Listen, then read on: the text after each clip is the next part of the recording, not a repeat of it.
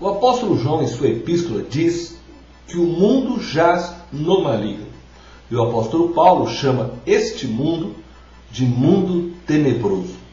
Ambos veem o mundo como um sistema perverso que corrompe seus moradores, seus cidadãos. O mundo é compreendido por eles como sujeito a uma força maligna que transcende ao mundo material e ao mundo visível. Esta força, que tem na pessoa de Satanás sua personificação máxima, induz a criação a um estilo de vida que se opõe aos princípios do reino de Deus. Em meio a tudo isso, homens e mulheres regenerados, isto é, homens e mulheres que nasceram não da carne, mas do Espírito, que creram na obra redentora da cruz e na ressurreição de Jesus Cristo, são chamados para serem agentes transformadores deste mundo. Jesus Cristo representou a vontade do Pai no mundo, introduziu o reino de Deus entre nós, homens. Contudo, o seu ministério entre os homens foi consumado e ele outorgou a todos que nele crer a continuar seu ministério entre os homens, até que ele retorne novamente a este mundo. Jesus transformou a vida de sua geração e sua mensagem continua transformando a vida de muitos ainda hoje. Nós que cremos em sua morte e ressurreição, devemos continuar levando sua mensagem transformadora por todos os cantos da terra. Como agentes do reino de Deus, somos agentes transformadores deste mundo. Diante disto, precisamos esclarecer o conceito de transformação.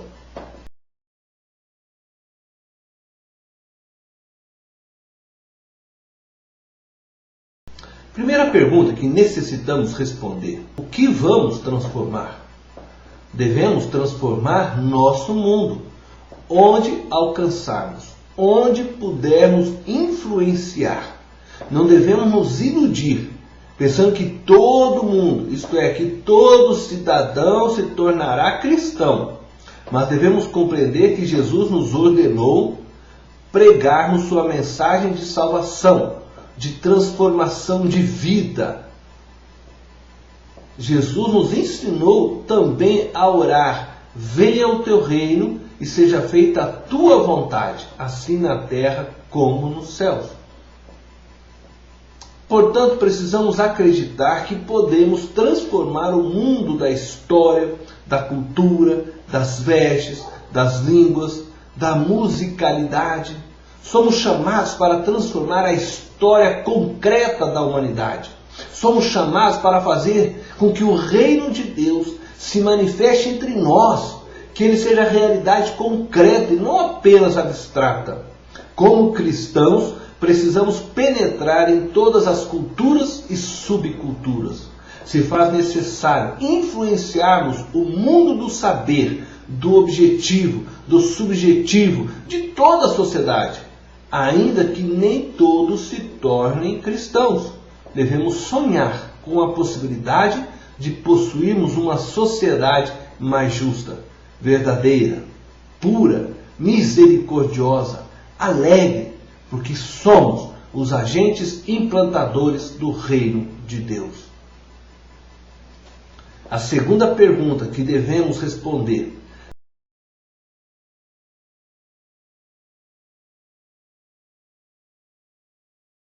através do que iremos transformar o mundo? Ou como iremos transformar? O apóstolo Paulo diz que não devemos lutar com armas carnais, porque nossa luta é espiritual. 2 Coríntios capítulo 10, verso 4 e 5. Não devemos pensar com isso que Paulo está dizendo que devemos apenas orar e nada mais. Paulo está mostrando para nós que não adianta pegarmos espadas e metralhadoras e sairmos por aí matando todas as pessoas que atrapalham a manifestação do reino de Deus. Não podemos voltar às cruzadas, onde assassinávamos em nome de Deus. Entretanto, nossas armas são poderosas em Deus, porque provém do próprio Deus que em nós habita. Nossas armas são o amor, a justiça, a verdade, dignidade, saúde, amizade, adoração ao único Deus, fraternidade, solidariedade.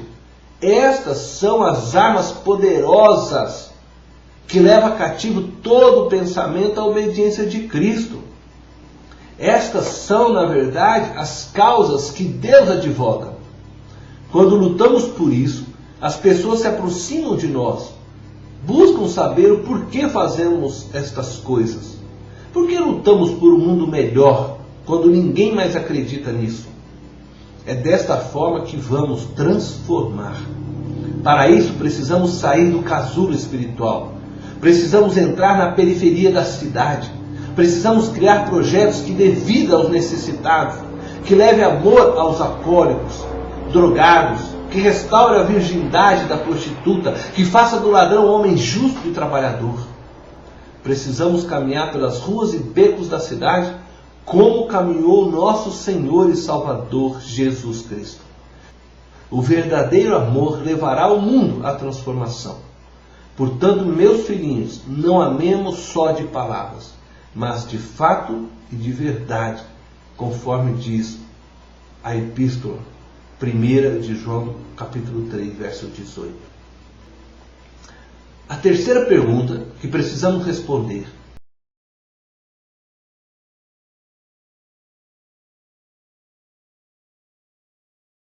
quem é o veículo para essa transformação? Com esta pergunta, pretendo alcançar a praticidade do Evangelho, a real existência da Igreja. A transformação deste mundo só ocorrerá com a implantação do reino de Deus. É necessário que a ética do reino se estabeleça sobre o mundo em que vivemos. Essa tarefa é prioritariamente da Igreja.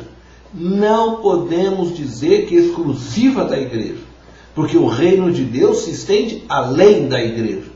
Deus pode usar ímpios para estabelecer sua vontade, como usou o rei Nabucodonosor, Dario e outros homens. A Igreja faz parte do reino, mas não contém o reino dentro de si. A Igreja não possui o monopólio do reino. Contudo, a Igreja é a maior representante do reino na terra. Jesus deixou à Igreja a tarefa de mostrar a vontade do Pai ao mundo, de anunciar a redenção do pecador, de mostrar o que é o amor. Cabe à Igreja ser o exemplo para o Estado, para a sociedade que o cerca. A tarefa da Igreja é levar homens e mulheres, por meio da fé, a uma nova vida. A regeneração de cada ser humano, através do Evangelho anunciado pela Igreja, deveria levar a sociedade a um novo estilo de vida. Embora tenha crescido o número de evangélicos em nosso país, e me parece que hoje 35% de nossa população, parece que a sociedade continua pervertida. A injustiça continua reinando. A mentira, a corrupção continuam sendo predominantes em nosso meio. Talvez a solução não esteja em apenas falar de Jesus como curador ou libertador dos demônios. O erro é que se ensina demasiadamente que Jesus Cristo voltará para nos buscar e nos levar para um reino melhor. Isto é verdade, mas não se ensina que devemos lutar para fazer deste mundo melhor. Não se ensina o venha o teu reino para o aqui e agora. As igrejas precisam assumir a tarefa da libertação social, cultural, religiosa e espiritual. A Igreja de Cristo espalhada no mundo é o veículo para essa transformação. Eu e você somos o canal pelo qual Deus quer soprar a nova vida para cada cidadão deste mundo. A Igreja não é o único meio pelo qual Deus age, mas é o principal meio de ação e manifestação da graça de Deus.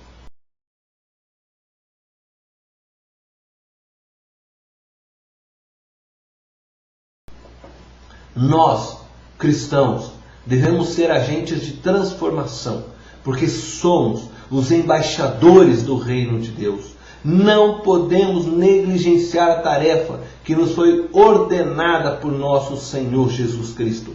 Portanto, desperta, sai deste marasmo espiritual, ou se necessário, desça do seu pedestal espiritual, entra no mundo e comece a brilhar. Leve a palavra de Deus ao pecador, leve comida a quem tem fome, dê água a quem tem sede, reparta tua túnica com aquele que não tem, construa albergues, creches ou ajude as que já existem para que estas possam se ampliar e socorrer os muitos que ainda necessitam. Viva o Evangelho plenamente, não fique só orando e falando, saia a campo e comece a trabalhar. Deus te abençoe.